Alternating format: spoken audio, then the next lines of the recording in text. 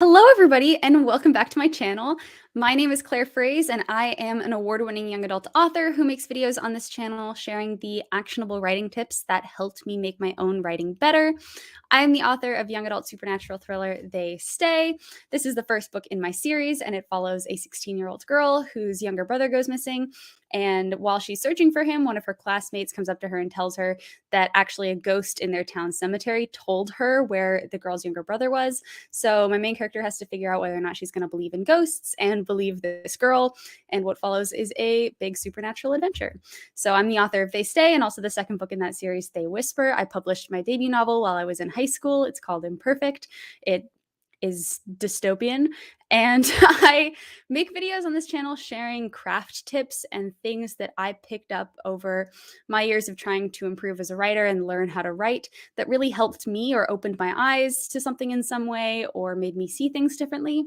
So today I am going to be doing a Q&A video. So a couple of weeks ago, I asked if you had any questions about writing, about characters, plotting, your current works in progress, and I got quite a few really awesome answers. So today I'm going to be answering your questions. I got so many answers that I'm going to have to do a couple of these videos. So there'll be probably a couple of the videos coming out over the next couple of weeks. And today I'm going to tackle 5 of these questions and share with you my advice and thoughts as far as how you might want to proceed with these problems. So before we get into the content, make sure to hit that like button and subscribe to my channel for writing content as I previously described. And without further ado, let's just get into it. So our first question is that the middle of my book gets foggy and is hard to manage, often causing me to throw away potential novels. Help. Well, there are a couple of things that you can do to combat this muddy middle syndrome. Muddy middle syndrome is a big problem with a lot of writers. I know I definitely struggle with muddy middle syndrome, but I really only encounter struggles with muddy middle syndrome when I don't outline my books in advance. Outlining combats muddy middle syndrome for me so effectively that I don't really experience it anymore because I always know what I'm going to write next. I honestly don't know. I think the book that I just set up there just fell down. I have ghosts in here. I actually don't really know how you would combat this without outlining on some level, but I know that there are a lot of people who are pantsers who don't really enjoy plotting out their books who might, shy away from outlining. But I recommend outlining no matter whether you are a plotter or a pantser to get through the muddy middle syndrome. Even if it's just a couple of plot points, like even if you just outline your your midpoint or your climax or your act 2 climax going into your climax and your resolution, just kind of having an idea of what is going to happen next in your story can really help motivate you to get to that point of that scene happening. Because then when you start feeling that it's like foggy and hard to manage, you know where you're going, and then you can just take a step back and say, okay, what are all the different things that need to happen in order to get my characters to that scene? And then you can just write them there as fast as possible.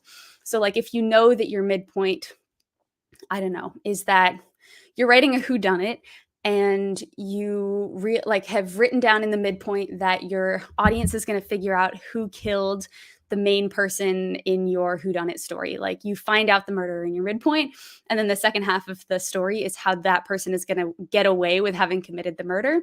If you know that that big reveal is happening in the midpoint, you can go backwards and say like, okay, before this big reveal has to happen, what do all of these detectives have to do in order to figure out who the killer is? Or like, what do you as an author need to include in your book so your readers can figure out who the killer is? And then you write all those scenes, and then you're at the midpoint, and then you can work backwards that way. So that's definitely one way to do it. If you are a plotter, it's a lot easier. I would just really dig into your outline and figure out everything that's going to happen in your book and then write that. I would also recommend probably write as fast as you possibly can, because then if you are writing your first draft, like I think muddy middle syndrome really only happens with first drafts, because as soon as you have a draft, you know how the book is going to end. You don't have as much angst over what's going to happen in the middle. If you can focus on getting that first draft done as fast as you possibly can, then you are not going to be stuck in the muddy middle syndrome for long. So there are a couple of things that you can do To write quickly, you can set daily word counts, which is what I like to do. If you actually force yourself to sit down and write a certain number of words every single day, eventually you are going to get past the middle and to the climax of your book. You can also do writing sprints. Writing sprints are very effective. That's when you set a timer for a certain amount of time and you sit down and you do nothing during that time period but write. You only write and you write as many words as you can until the timer goes off, and then you take a little break and then you go do another one. I actually do live writing sprints on this channel. So I host live streams where I set timers and everybody who's attending the live stream can do sprints together. So all of those past live streams are pre-recorded if you wanted to go try some writing sprints.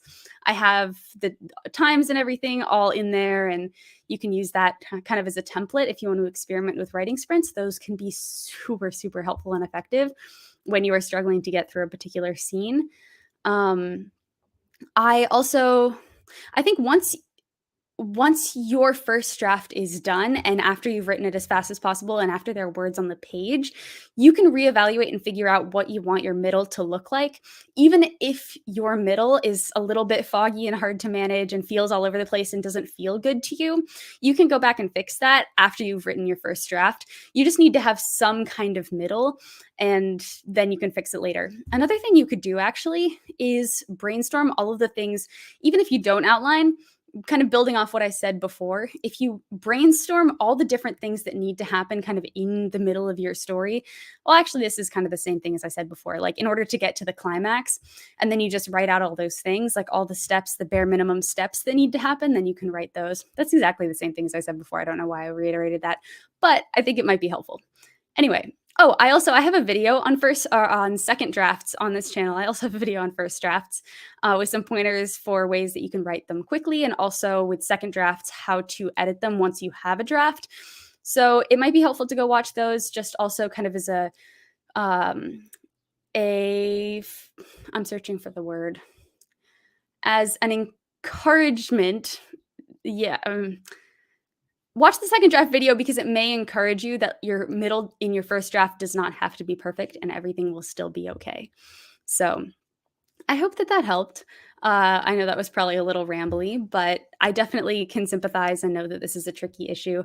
If you try any of these things and are watching this video, let me know in the comments and let me know how it's going.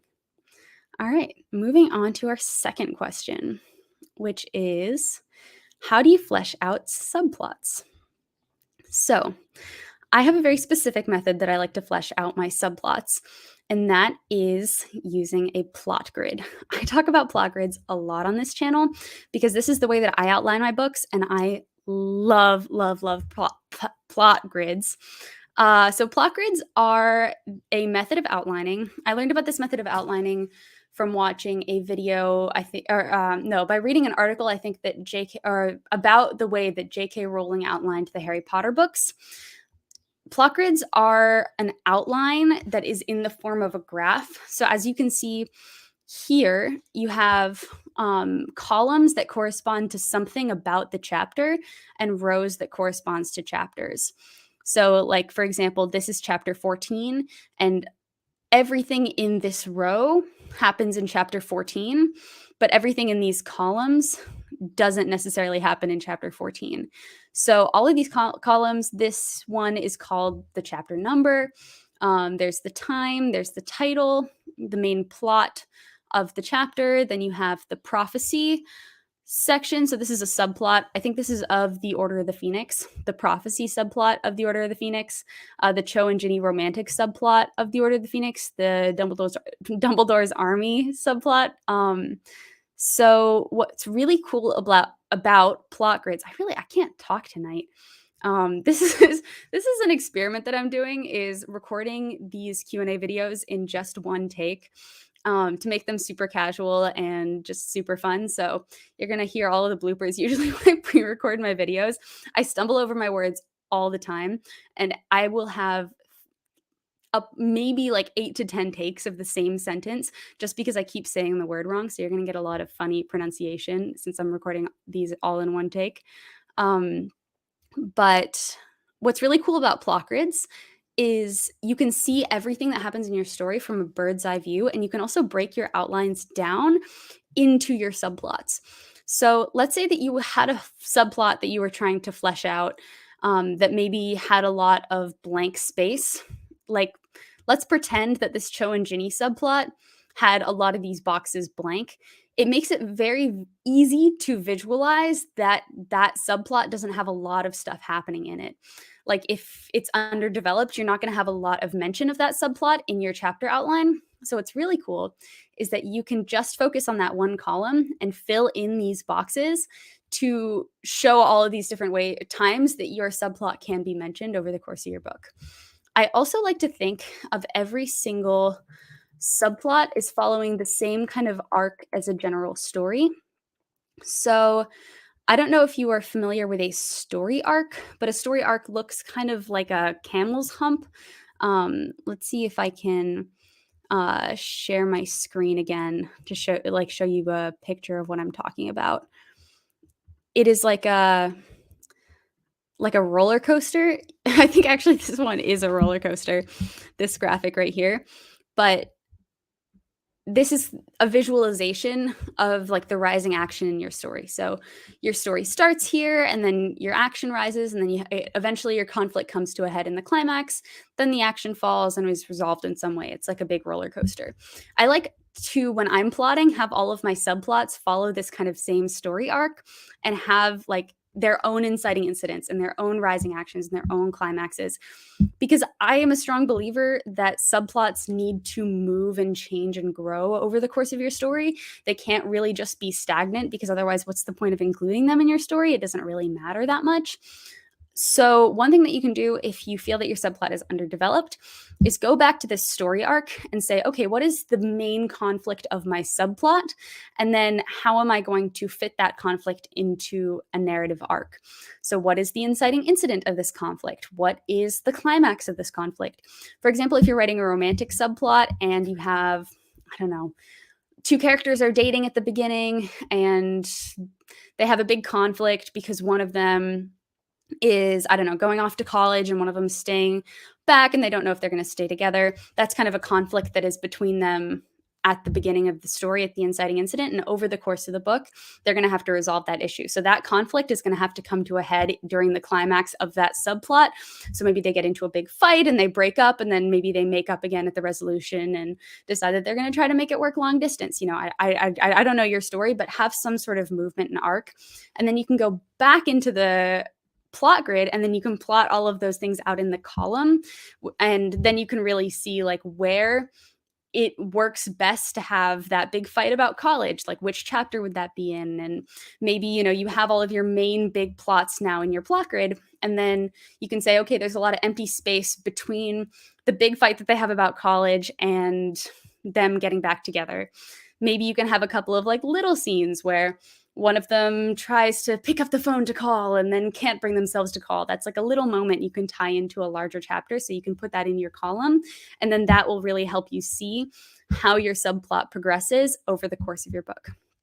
So that's how I like to do it. I hope that that's helpful. I would definitely try experimenting with plot grids, even if you're a pantser. I think it's fun. It's different. It might really click for you. It really clicked for me when I tried this. So yeah, good luck. All right, so moving on to our third question, which is, what do I do when I have a plot with no characters? This is a very exciting problem to have. So when I first read this question, like a couple of weeks ago when I first got it, I was like, well, I've never really had to do this before. I always thought that kind of my characters were part of the stories early on when I came up with the ideas. But then I realized that I'm actually doing this right now. And this is a really exciting problem to have, because it allows you to create characters that serve your story in very purposeful and clear ways. So I recently had an idea. I was like trying to think of some ideas for young adult, like standalone supernatural thrillers, because currently I'm writing a series. And I had one idea, and the book starts where it's these triplets and their mom just brought them to the beach, and they had a really, really awesome morning. And they're in the car driving back from the beach very early in the morning. And all of a sudden, like, you know, the sister of the triplets is watching Land Before Time or something. And the brother is like playing with plastic toys. Maybe they're like around 4 or 5. And the main character sees or notices her mom like muttering weird things under her breath, like kind of acting weird. And then all of a sudden, like then her, like the mom's eyes roll back into her head, and then she drives the car off the road, and it's a horrible accident. And it ends up, like the mom ends up passing away, and so does the brother and the triplets. And then it's just my main character and her sister, and then they grow up raised by their grandparents, and it's this whole big thing. But this is a memory that she has of her childhood. And as she grows up, she starts really fully, deeply believing that something was possessing her mother, which is why, like, the eyes roll back into her head and she drove the car off the road. And when I was thinking about this idea, I didn't really have any idea of like who these triplets were, who they were as people. But in order for that main narrator character to believe that her mother was like possessed by something, or possessed by maybe a demon, like exorcist style, and then drove the car off the road, she would need to be a pretty specific type of person. So maybe she believed that, or like that there was some element of religion in her life. Maybe she had a bad relationship with religion. Maybe because she does believe in certain elements of her religion, she'd believe in the kind of exorcism demon, or maybe it's a specific demon that she believes possessed her mom. And or maybe she may be developing like early onset schizophrenia or something, and might have been, I mean, not when she was 5, but when she was older, and are seeing things that aren't there. So there are all these different elements that I could pull into her character to make her the kind of character that would believe what I need her to believe in order for that story to work. So what I would advise you to consider when you're trying to build your characters, if you're in a similar situation than I was, is what traits does your character have to embody in order for your conflict to make sense? So, for example, in my book, They Stay, I have a girl who searches for her younger brother. So she needs to have a love for her younger brother. Like, otherwise, if she doesn't care about her younger brother, the conflict isn't going to make sense. And then I would also challenge you to ask yourself, what traits could your character embody that intensify the conflict in some way? So, for example, a girl who searches for her missing brother, who loves her brother and feels very protective over him because they grew up in an unstable, abusive household, and she feels that it's her duty to protect him and she needs to be his protector. That turns up the heat a little bit, other than her just loving her younger brother. It's more of a duty and a need and a desperation because of the way that they grew up. So this is a very exciting problem to have. I hope that this helped. I am very curious to know what your plot is without any characters. If you are watching this video, comment on this video and let me know. And yeah, I'd love to chat about it with you. Okay, so our fourth question is, how do you write morally gray characters? So, full disclosure, I haven't had a lot of experience writing morally gray characters, but I've read a lot of books with morally gray characters in them. So, I will speak a little bit from that experience. One book that I actually highly recommend, if you haven't read it already for this, is Six of Crows by Leigh Bardugo. This book is fantastic at writing morally gray characters, and I learned a lot about writing morally gray characters from this book. So I think that in order for your characters to be morally gray and likable, you need to do a couple of things. And these are things that I came up with after reading Six of Crows and really trying to figure out what it was about this book that made me connect to these characters so much, even though they did some sketchy things in the book.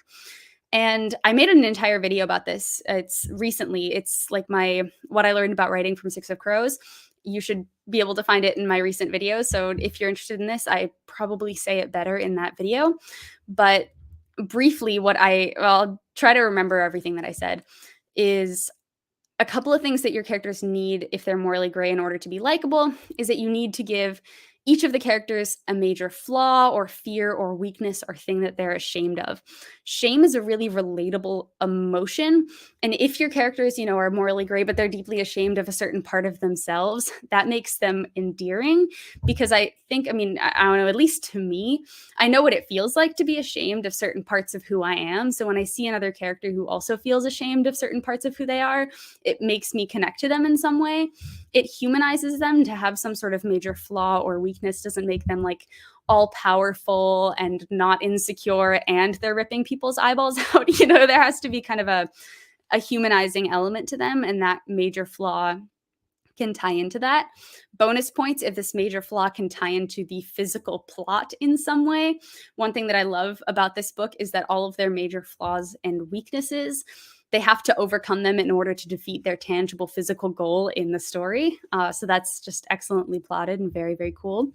Another thing that you can do to make your morally gray characters likable is that each character has to have somebody that they care about. Like, you always hear about the trope, the character who hates everybody except for that one person, like the Thundercloud and Ray of Sunshine character. So if you have a morally gray character who is really good at murder or killing or something that is, ripping people's eyeballs out or sticking people in the eyes with knitting needles or whatever kind of morally gray stuff they do, if that person is like secretly in love with their best friend or they're really tough, but they have a soft spot for this one person, that immediately humanizes them too, because it shows them being vulnerable with another character. And that's another way that you can have readers connect to them. Another thing that they could, or that you could do to make your morally gray character likable, is if they are motivated by things that are maybe not initially endearing, like revenge or money, you have to have a really good reason why they're motivated by revenge or money. Like if they need money, they need to have a very compelling reason that they need that money, or their need for revenge has to pull on the heartstrings so much that the readers want them to get that revenge too.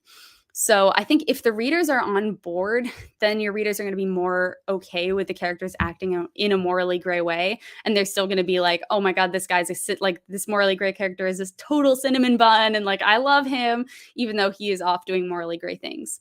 That is my theory as to why the morally gray characters in this book work so much. But like I said before, I am not an expert in this because I haven't written morally gray characters, but I definitely like reading about them. So definitely go check out my 6 of Crows video for more on this because I talk about it more at length. But yeah, good luck. I hope that this helps. All right, so 5th and final question is, I'm trying to write a book about an abduction type thing, but don't know how to make it long enough to be the length that I want it. Any tips? So I want to start this out by saying not all stories have to be the same length. And certain stories should not be a certain length. Like some ideas are not meant to be novels. Some ideas are not meant to be short stories. Some ideas are not meant to be poems. The length of a story depends on the scale of your conflict in that story. So, for example, if your characters have a really big goal, like defeating an evil villain and saving the world, that is going to be bigger than just a short story. That will probably be a novel or a series of novels. But if they have a very, very small goal, like telling the girl that they like that they have a crush on them, that's a smaller goal that might not need an entire buildup in novel form. I'm not saying it can't happen, I'm just, giving it as an example. Or if it's just a very tiny fleeting moment in time, maybe that's more of a poem or a flash fiction story. So you have to first, I would examine your conflict and see whether or not you think that this conflict needs to be a novel, or if the story that you want to tell is shorter. If you want your book to be longer, there are a couple of things that you can do. The first thing that you can do is that you can make your conflict larger and more complicated. Sometimes, depending on your story. But I would probably sit down, if you're really set on this idea of being a novel, I sit down with your conflict and ask yourself how you could make this conflict bigger and how you could make this conflict more complicated or harder to overcome in some way. Maybe this looks like putting in another internal obstacle in your character, something else that they have to work through before defeating the evil villain. Maybe this looks like adding some more red herrings and making the villain smarter and harder to catch. Maybe this looks like adding some more subplots that tie into your main plot that add certain layers to your main plot. There are a couple of ways that you can do it, but ask yourself that.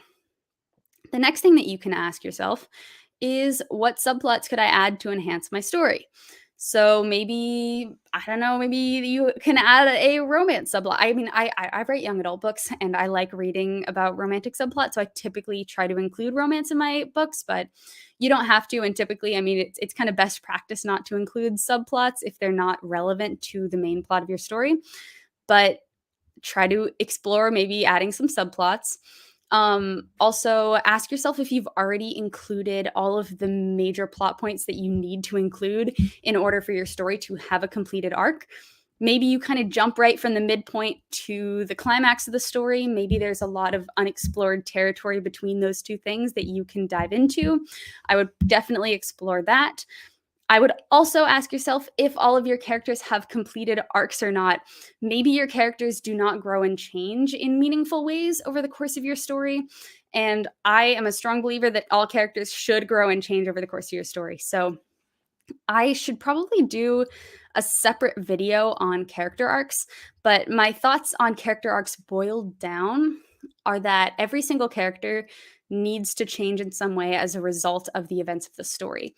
If they start out the story really meek and shy, and then they should be ending the story much more confident if it is something that will help them overcome the final conflict. So, I have characters in my story that start out kind of, with some anger issues and not really being able to control their rage and just lashing out at things and not being able to be self-aware in certain conflict situations. And I have them ending the books with a much better understanding of like when is the right time to let that out and how to regulate yourself better in times of high stress. And that change in their character is what allows them to save the day. So you want to make sure that all of your characters change and grow in some way, because if they don't, then they're going to be more boring to read about. And showing your character growth is also something that can add length to your story. So also, plot grids that I talked about earlier in this video, as in my response to question 2, is a great thing to use when trying to figure out how to add length to stories, because you can add different columns for subplots, you can add different columns for character arcs, and figure out how you're going to move things around and beef up ideas. So don't put too much pressure on yourself to make sure that your idea is long enough. Some ideas are just not meant to be long, and that is absolutely okay. So yeah, that's what I would do there. All right, so those are the 5 questions that I had for this video today. I hope that you enjoyed it. If you did, make sure to like it and also subscribe to my channel for more content like this, and also deep dives into different craft-related things and different other videos that I make about craft. I hope you enjoyed the more casual style of this video. This was actually really fun to film. I hope that you all have a fantastic week. Oh, and comment down below if you have any questions that you want me to include in future Q&A videos, because this is how I'm going to be getting my questions. So if you have any questions about your current work in progress, or any books that any books that you've written in the past, any books that you're writing now, any stories that you're writing now, any writing advice that you've heard, let me know down in the comments and I will include your question in a future video and talk about it. So yeah, like and subscribe. Bye, everybody.